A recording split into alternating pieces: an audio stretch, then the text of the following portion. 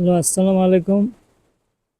দেশীয় ভাইরা, আমি ওই যে রোড অ্যাক্সিডেন্টে আহত হয়েছি। বেড়াইতে গেছিলাম, হেঁকেলে আসার পথে আমি অটো অ্যাক্সিডেন্টে মাজা ভাঙছে। গাড়ির তলে পরে চাপা খাইছি, চাপা খাওয়ার পরে মাজা ভাঙছে আমার। পরে বরিশাল শেরে বাংলায় ছিলাম এক রাত্র। তারপর আমি রেফার করছে ঢাকা পঙ্গুতে। পঙ্গুতে চিকিৎসা করাইছি, পয়লা করাইছি 3 মাস আসালাম। পরে 3 মাস পরে আবার বাসায় আইছি।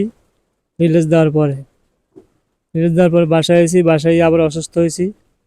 পরে আবার ঢাকাতে গেছি, ঢাকাতে যেয়ে আবার 3 মাস ছিলাম অসুস্থ হইয়া।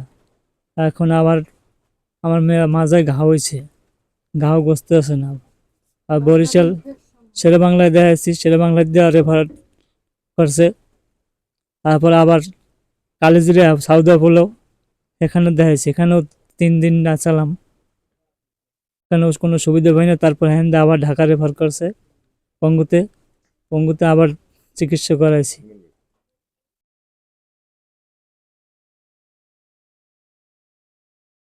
আবার নতুন করে নাকি? আর আবার ওই বাড়ি এসি, বাসি আসার পরে ইনফেকশন হইতে আছে ওই জায়গায় বারে বারে। এখন তো আর কি করতে পারতেছি না, ডাক্তার আর দেখাইতে পেরেছি না অর্থদণ্ডির কারণে। আমার ঘরে ছোট ছোট 2টা ছেলে মেয়ে আছে, এরা পড়াশোনা করে। আয় করার মানুষ আজকে হুই নাই আমার। বাবা হে মারা গেছে, জমি জমা হাও তেমনটা নাই। একটু শুধু ডেরার মতন ঘর উঠে থাকি ওই জায়গায়। হ্যাঁ, আর আমার চিকিৎসা চালাইতে পারতেছি না আমি। আর আলাইকুম। আমার হাজবেন্ড অসুস্থ, ঘরে বিছানায় এই 2 বছর 1.5 বছর ধরে। আমার সংসার চালাবার মতন কেউ নাই। আমার হাজবেন্ডটি কাজ করত, দিনমজুর। এখন আমার 2টা সন্তান, এক ছেলে এক মেয়ে।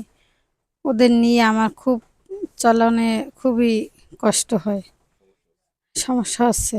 আমি এই জন্য সবার কাছে, দেশি বিদেশি ভাই বোন সবাইয়ের কাছে সাহায্য চাইছি, যাতে আমার হাজব্যান্ডের যেন ডাক্তার দেখাইতে পারি, দেখাই চিকিৎসা করাইতে পারি, চিকিৎসা করাই যেন সে সুস্থ হইতে পারে, সে যেন একটা কিছু করতে পারে।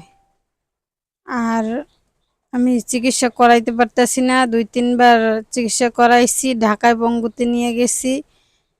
নিয়ে যাওয়ার পর ওইখানে নিয়ে যাই, ডাক্তাররা দেখে করাইয়ে তারপর আবার অপারেশন দেয়, এগুলো করাইয়ে তারপর আসি পর আবার বাসায় আসি, কয়দিন ভালো থাকে, আবার ইনফেকশন হয়। এটা সমস্যাটার খুঁজেই পাই না কোনো। যে এ পর্যন্ত আমার প্রায় 8-9 লাখ টাকা গেছে। আর এখন আমি আর চিকিৎসা করাইতে পারতেছি না, আমার কাছে আর টাকা পয়সাও নাই, এই জন্য আমি কোনো চিকিৎসা করাইতে পারতেছি না। এখন আমি ঘরেই থাকতে হয়। আর ঘরে থাকতে হয়, ঘরে বসা কি করবো, করার কিছুই নাই।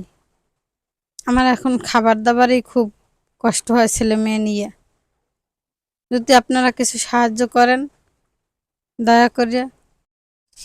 এনাদের অবস্থা খুব করুণ অবস্থা। টাকা পয়সা যা কিছু ছিল সব কিছু শেষ হয়ে গেছে। শুধু এখন জায়গা জায়গা আছে, গরু ছাগল জায়গা জমি বিক্রি করে দেখুন নিঃস্ব হওয়ার পথে। যদি কেউ সাহায্য সহযোগিতা করতে যদি চান, ওনাদের বিকাশ এবং নগদ নাম্বার দেওয়া হবে। এবং ভিডিও করে যদি কেউ দেখতে চান, তাহলে ওই একই নাম্বারে ইমো খোলা আছে, যে কোনো টাইমে ফোন দিয়ে দেখতে পারেন সত্য না মিথ্যা। বর্তমান তো মিথ্যা গুজব ছড়াই মানুষ টাকা পয়সা ইনকাম করে। এটা সত্য না মিথ্যা আপনারা যাচাই বাছাই করে দেখতে পারবেন ভিডিও কলের মাধ্যমে। ভালো থাকবেন, সুস্থ থাকবেন, ভাইয়ের কথাটা একটু স্মরণ রাখবেন।